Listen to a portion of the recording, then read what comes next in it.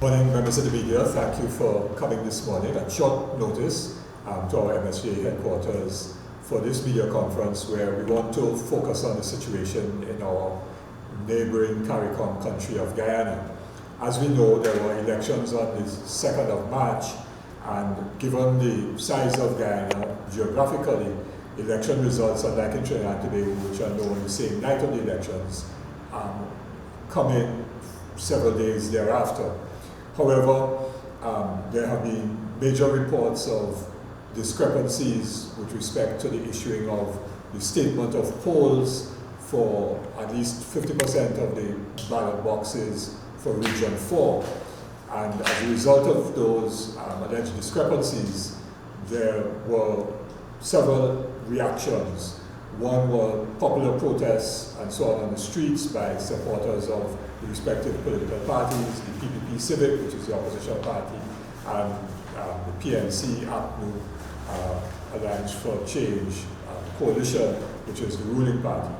And then we had at least one person being killed, and the protest got quite ugly.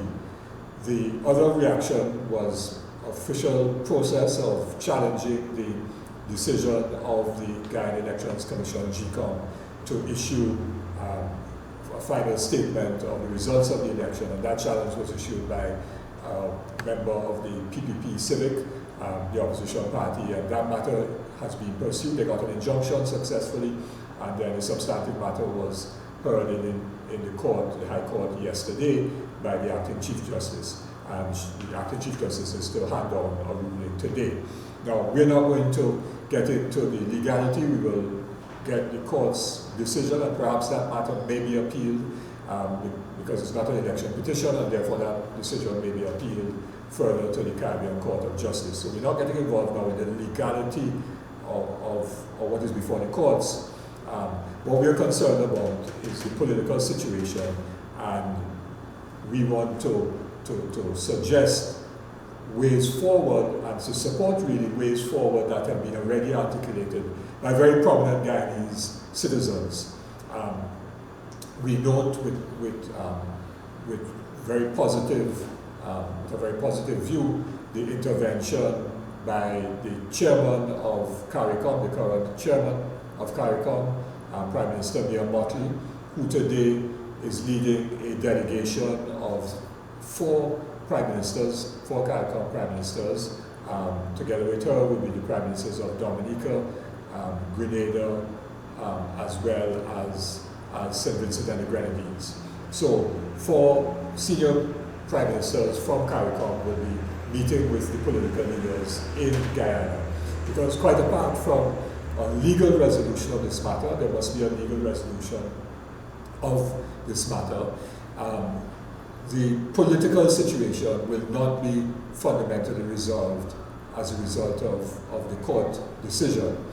The political situation and the conflict in Guyana has deep roots, long roots that go back to the 50s and the 60s and so on, when, of course, in 1953, you had the People's Progressive Party led by Dr. Chelly Jagan, and comprising Mr. Forbes Burnham as his deputy, Mr. Sidney King, who is now known as UC Guyana, Martin Carter, who became Guyana's poet laureate, and all the progressive people in Guyana, regardless of ethnicity and so on, winning democratically an election, but Guyana was still a colony. It was British Guyana at the time. And 100 days after that, the British colonial government intervened by sending military troops into Guyana, arresting the entire elected government of Guyana and instituting British direct rule. So when the British today are speaking about rule of law and democracy and respecting elections and so on, we don't take their statements without a huge bucket of salt, because their history in Guyana was a despicable history. So too the Americans. And so in the 1960s, the British and the Americans really fomented conflict between Mr. Burnham, who broke away from Dr. Jagan and formed his own party, the PNC, People's National Congress. And that breakaway then led institutionally to the parties having electoral bases located in the context of ethnicity of race, with the PPP supported by Indo-Guyanese, PNC by Afro-Guyanese. And the Americans and the British in the 60s, and it's well documented in terms of the role of the CIA, were instrumental in fomenting ethnic conflict, which led to people being killed and so on, and really entrenched the Burnham government because the British and the Americans did not want Dr. Jagan, who was considered to be too left-wing, to be allowed to be the government of Guyana. And so the Americans, they made statements about democracy and the rule of law and elections and so on. We also take the statements by the Americans with a big bucket of salt because they have been responsible as well for creating the ethnic conflict along political lines in Guyana historically and fomenting that conflict. So the roots of the conflict today go back very, very far. Further to that, we have to recognize that the Burnham government, and I must say that I personally and progressive people here in Trinidad and Tobago were opposed to the Burnham government. We supported the struggle by Walter Rodney and others against the Burnham government and what was perceived to be a constitutional change by the Burnham government, which created, in a sense, a constitutional monarchy or dictatorship.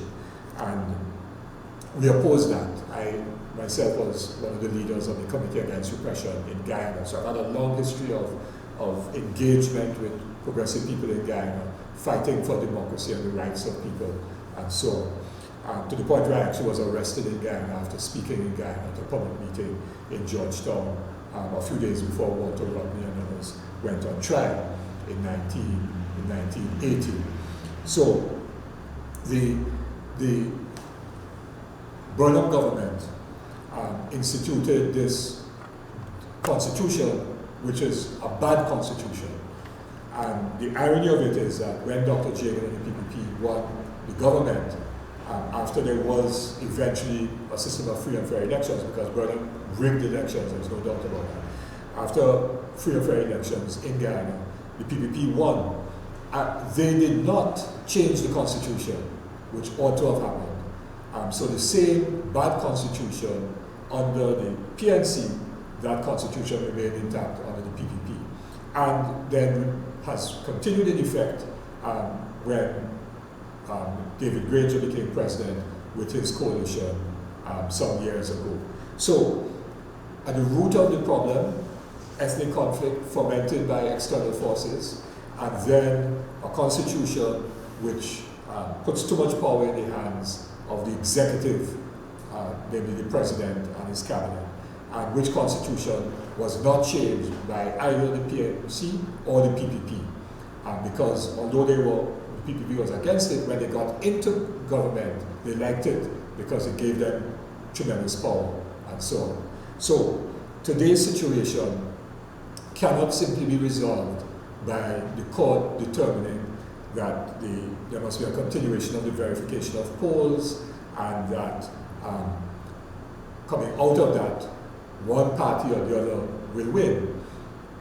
But as two notable Guyanese citizens, both of whom I know well, U.C. Guyana, who's an elder statesman, he doesn't live in Guyana now, he lives in the United States, but U.C. Guyana, Sidney King, was part of that first PPP government in 1953, later formed his own organization, and then later was part of one of the main leaders of the Working People's Alliance with Dr. Walter Rodney, and has a long history of struggle in Guyana, and highly respected. The other person is Mr. Moses Bagwan, who himself was very active initially with the PPP and later on with the WPA, and he actually was my attorney, attempted to be my attorney when I was detained by the police and immigration in 1980. So I've known these two brothers for a long time. They have issued a joint statement dated the 9th of March, which was yesterday, which says, whoever wins this election, all of Guyana loses, and they're calling for a government of national unity. Interestingly, Clive Lloyd, who we all know as former West Indian cricketer, one of the most outstanding West Indies captains of all time, highly respected cricketer, in the West Indies and throughout the cricketing world and so on. Clive Lloyd also issued a letter to the leaders of Guyana calling for what he described as a government of national purpose, with both the PPP, Civic and the PNC, APNU coming together in a government of national unity. We want to support that approach of the need for a government of national unity, which would be an interim government, which government would then have 3 critical responsibilities over an agreed period of say 18 months or 2 years or less, depending on if they could negotiate that. One critical responsibility will be constitutional reform, so that that old Burnham constitution would have to be significantly changed and reformed to ensure that there can be a situation not of winner takes all, but where, as we in Trinidad and Tobago in the Constitutional Reform Forum had said, it was a phrase by the late Dennis Panty, all take win. So move from winner take all to all take win. So you do not disenfranchise half of the population by the result of an election, which is what will happen if the court rules one way or the other. Half of the population will feel disenfranchised. So the constitution has to be changed. Secondly, that government of national unity ought to address the existential threat of the coronavirus, which is coming to the region, because in a deeply divided society, highly polarized and so on, a government will find it very difficult to have a national effort to deal with the coronavirus, which, as we see, one case was in Jamaica yesterday, is coming closer and closer within the English-speaking Caribbean. The third issue that the government of national unity will have to address is ensuring that there is national consensus on the policies and the negotiated contracts with the multinational companies with respect to the exploitation of oil and other hydrocarbons and other natural resources in Guyana, so that the wealth from these God-given natural resources is maximized to the people of Guyana, and that wealth that comes to the people of Guyana is utilized in their best interest and not frittered away and wasted, as we've had experience in Trinidad and Tobago, as Michael Manley, former Prime Minister of Jamaica, said, that petrodollars will pass through us like a dose of salt. We don't want petrodollars to pass through Guyana like a dose of salt. And therefore, that government of national unity will have those 3 critical tasks: dealing with the natural resource situation and ensuring that Guyana maximizes its wealth, and that the utilization of that wealth benefits all of Guyana over generations, not just for the current generation, but it is done intergenerationally. Secondly, to deal with the coronavirus, and thirdly, to deal with constitutional reform. And we need to recognize, very importantly, that our region, Caribbean region, is once again becoming a theater of conflict between major powers in the world. And we governments and people of Guyana and the rest of the region, we in Trinidad and Tobago, have to ensure that we do not become pawns in major international power plays between existing and newly emerging powers in the world, as Guyana was in the 50s and 60s and so on, where they had external intervention.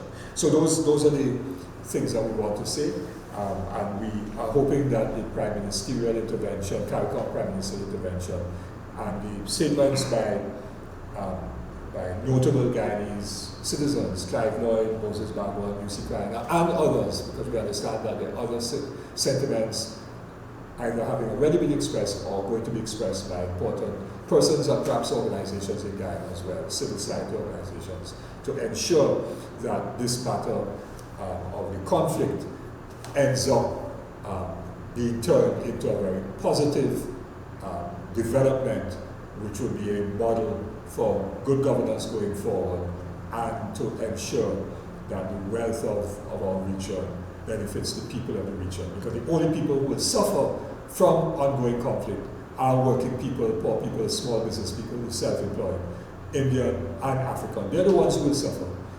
The wealthy, the multinational corporations, the foreign powers that want to intervene and so on, they will not suffer. It is the ordinary Guyanese working men and women, the unemployed youth and so on, African and Indian, small business people, the ordinary citizens of Guyana will suffer. And we are calling therefore for political party leaders in Guyana to step up to the plate and to act differently. And in that regard, we are also saying to the politicians in Trinidad and Tobago that they must not attempt to use the Guyana situation to create division and fuel tensions in Trinidad and Tobago in the lead up to the 2020 general elections, but we will speak more of that on another occasion.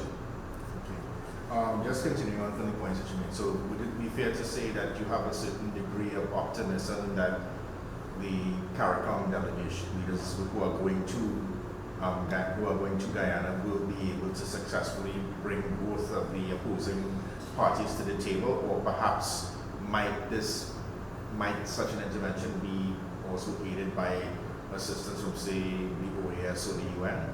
I don't think that the OAS should get involved in trying to mediate the conflict in Guyana, nor do we think the United Nations needs to be involved. CARICOM is a long-standing regional organization, and I think that the prime ministerial intervention can succeed, but it could only succeed if the leaders of the PPP, Civic on the one hand and PNC on the other, if those leaders are open-minded and put country and their people before their own narrow interests of wanting office or the narrow interests of their political party, to preside over the patronage that the oil wealth is going to deliver. So it really is a call, as Clive Lloyd, Moses Bargon, UC Guyana have made. They're calling on their leaders, their political leaders, to act as statesmen at this critical moment in Guyana's history. Right. So, I mean, I don't know. One doesn't know how long the mission is going to be in there. So, should it be a case of we would prefer it to be a longer time engagement rather than they go for a few days and then come back, or how should they? It seems as if they may be going in just for today to have initial discussions, but that intervention can be continued, so they could go back again and have further discussions. Right. So that our view is that this prime ministerial intervention initiative needs to be continued and to continue to engage the leaders of the respective parties, as well as civil society in Guyana, the religious bodies and so on, the trade unions, the women's movement, business organizations. We would like to see the CARICOM heads engage civil society generally in this process, because it could be civil society that could put pressure also on the respective heads of parties to arrive at a government of national unity. So basically, would it be fair to say that CARICOM's intervention here shouldn't be one-off, but they should maintain that until you reach either a case where both sides have agreed to form the government of national unity, and or you have some definitive decision from the court?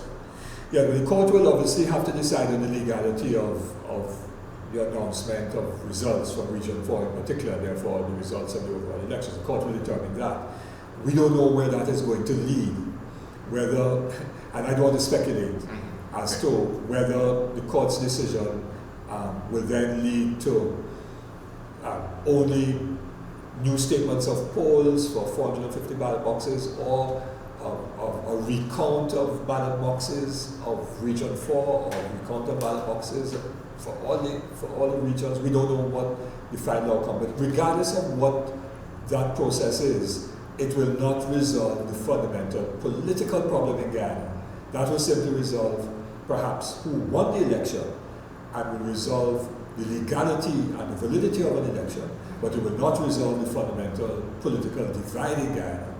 And that is the concern that we have, to address that fundamental political divide, and to ensure, therefore, that the resources of Guyana benefit everyone. Those are all concerns. Let me just say that this idea of a government of national unity was something that I myself formulated together with other trade union leaders in 2001 following the 1818 electoral tie here in Trinidad and Tobago. So it's something that is not a new position that I am adopting on behalf of MSJ today with respect to Guyana. Right. It's something that we didn't have MSJ at the time. I was part of the group of independent trade unions and NGOs, and a number of trade union leaders signed onto that, and we had a major document, and we did meet with, at the time, then leader of the opposition, Mr. Manning. We were not able to meet with Mr. Bandy, though we tried, who was the sitting Prime Minister, and we did meet with then President of the Republic, His Excellency A.N.R. Robinson. So we did seek to put forward the idea of a government of national unity, again with a limited mandate of dealing with constitutional reform. Yes? That was not successful, so this is not something that is new to me in my own thinking of resolving a situation of potential tension and conflict arising out of uncertain electoral results. One other thing with respect to this, and I wanted to ask, you mentioned in passing about politicians here not using the Guyana situation to create divisions and so on, but you may be aware that on Monday night the opposition leader did make a reference to Guyana, and she did raise the possibility of foreign observers coming here and that sort of thing. This speaks to what you're talking about here, about using a political entity here using the Guyana situation to maybe serve their own agenda, and perhaps is that what you think about it? And other members of the opposition have said some very strong things. I've seen there were people posting stuff up as early as the day after the election saying that the PPP Civic have won. There was a statement, something put up on Facebook by a minister in the PNM government, rubbishing that and saying PPP and UNC lost the elections. Yes. So there are politicians from both sides who have been taking foolish positions on this question. And that is why we are trying to approach it from a position of real leadership. Right. Because those politicians don't have a sense of leadership and what leadership has to do in a moment of grave crisis in a country, which can fuel violence and division and the destruction of economic activity and loss of life and so on. Right. That those kinds of attitudes are purely self-seeking, and there are elements in both the PNM and the UNC who engage in that self-seeking behavior, and we condemn that, and that is why the MSJ held our tongue for a little while to see what exactly was happening, and then we have taken a position in support of, I want to make it clear, this is now not MSJ trying to interfere in the internal affairs of Guyana, but we are taking a position in support of people who we know. Clive Lloyd, UC Guyana, Moses Bagman, these are people we know and respect, Guyanese citizens who are pointing a way forward, and we are saying this is in fact the best way forward. And CARICOM has already intervened. We're supporting that CARICOM intervention by Prime Minister Motley. And we are hoping that she meets civil society as well to build consensus around an approach which will resolve the political crisis, which is the crisis of a divided society which has its roots going back to the intervention by the British and the Americans in the 50s. Okay, if I could just change the topic further, Yes. if you don't mind. And this is what I want to deal with now is both the statements from the Prime Minister when he returned yesterday, and also the Minister of Finance in relation to the current state of the economy, concerns about coronavirus, and also the current situation in the energy arena. So, I mean, I wouldn't repeat what they said. You're probably aware of what both men said. So, if you could give me, Mr. Abdulah, your own take on what on the positions adopted by both the Prime Minister and the Minister of Finance in regards to how we are treating with this double threat to the economy, both in terms of the energy developments and the COVID threat. And what do you think?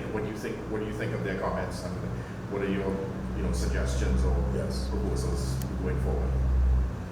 But as you know, 2 Sundays ago at the MSJ media conference, I said that we were not satisfied with the government's approach to this COVID-19 virus pandemic. And I identified a number of aspects of our not being satisfied. Some people thought I was being alarmist, but one of the issues I referred to in particular was the economic effect in two ways. One, with respect to the loss of government revenue, loss of foreign exchange as oil and gas prices fell and commodity prices fell, and also the impact on workers, what will be the impact on workers and businesses as a result of this development. And I repeated that at our last media conference last Thursday.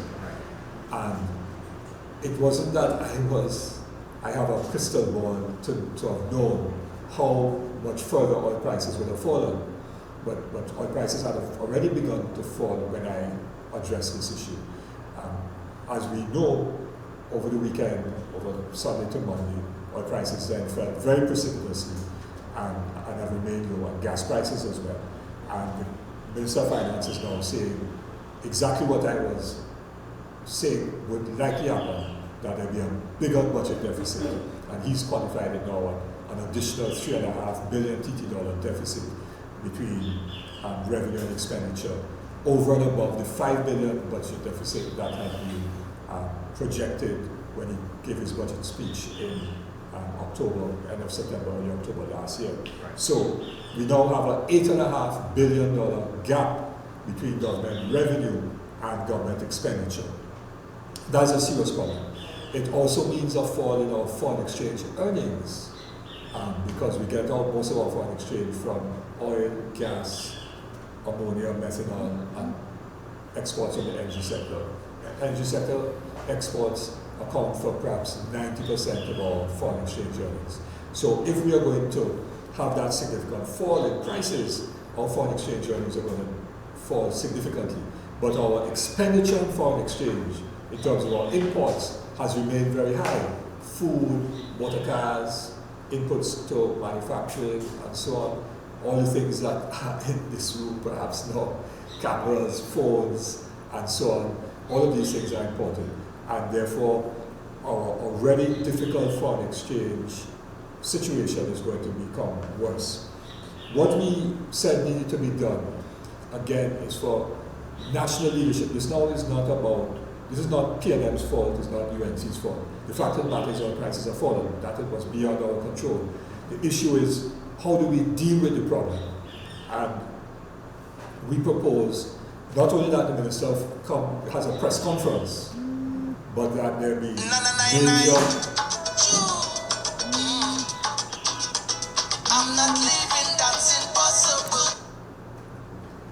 Yeah, I'm going to Palmas in a while, okay? I'm doing a press conference now.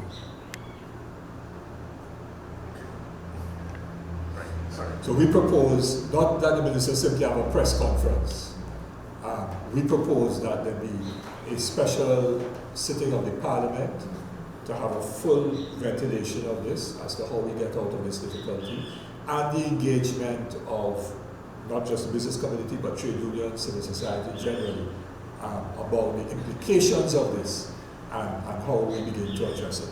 I am going to articulate a specific way forward at our media conference on Sunday. We have yet finalized it, but we are going to offer specific leadership ideas as to how this economic crisis ought to be addressed by Trinidad and Tobago. But I'm going to do that on Sunday, if you don't mind, because I've said quite a bit about today. But simply to say that all the positions that we spoke about 2 Sundays ago will be vindicated, including when I raised the issue of what are the protocols with respect to the relationship between the public health sector and the private health sector. I raised that. Nobody kind of took me seriously, and then lo and behold, the Minister of Health has had to now speak about private labs and private doctors profiteering from tests that are not going to be valid tests, and so on and so on and so on. So I raised all those questions long before the Minister spoke about it, because we identified that there were gaps in our preparation, and I still believe that there are gaps in our preparation for the coronavirus. Only one question I wanted to ask here, and that is when you talked about having a sitting of the parliament and then national dialogue and so on. Are you of the opinion that perhaps, given the situation, that perhaps it's necessary for the Minister of Finance to go to Parliament and look to revise some of the budget fundamentals, such as the oil and the gas price, or should they keep them as they are and wait and see? Well, what the Prime Minister indicated is that when the Minister does the midterm budget review, which is likely to be sometime next month or early May, traditionally midterm budget review, that will be done at that time. So we wait to see precisely what comes up then. But I don't think that this is a matter simply for midterm budget review, because a lot of other things get said in a midterm budget review. This really requires a special approach because the situation was unforeseen and is unprecedented. Okay. One other topic I wanted to touch on quite briefly is, not too long ago you announced the opening of nominations for election candidates. If you could give me an idea what the response has been like, if you maybe decided on where you may contest, and if there's any... No, we've had no further developments from Thursday to now. No nominations. No formal nominations yet, but I do know that there are people who are, some of our regions are beginning to put forward names, but there will be the formal process hasn't started yet. We did decide at our executive meeting on Monday, 2 days ago.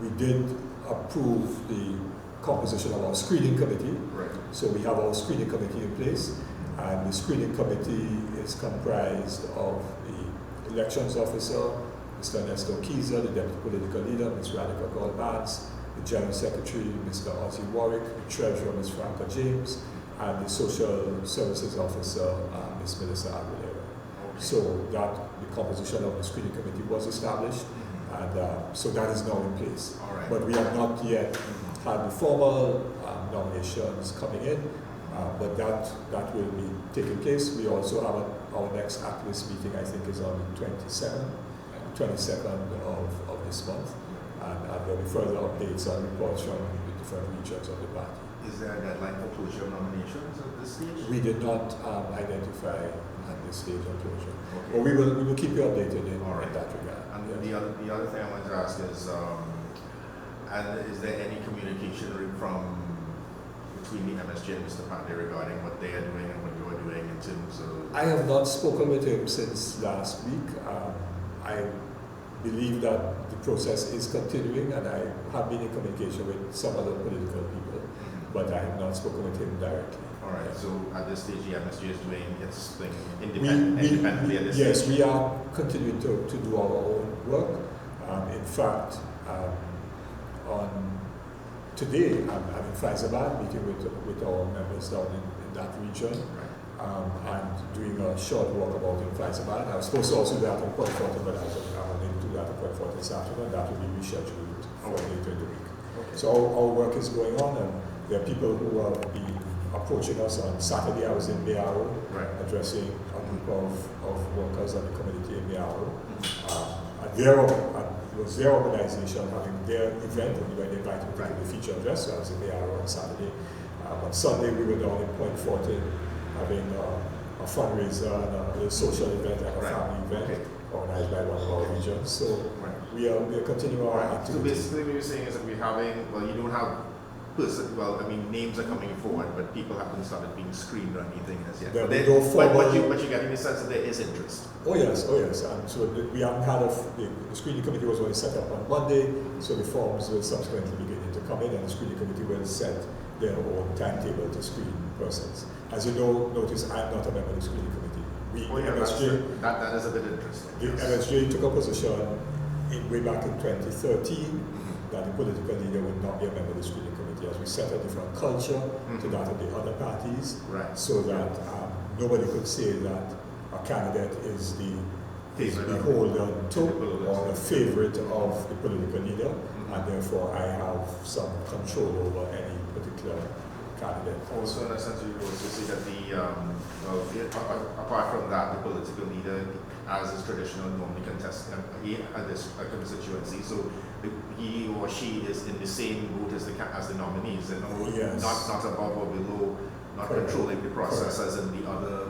I think practically all of the other parties in the country have their screening committee is headed by their political leader. Correct. So we are demonstrating a different type of democracy in the MSJ, so that it is not centered around the political leader. Okay. And the screening committee will give a report to the executive of the party and to the activist council, who will make final decision. But essentially those ratifications in many instances. So I do have a say at the level of the executive and the activist council, but like But not in the actual dynamics of when people are being selected or not selected, as the case may be. Okay. Yeah. All right. Well, that's fine. So, I guess. Cindy, In and out. Tika Singh.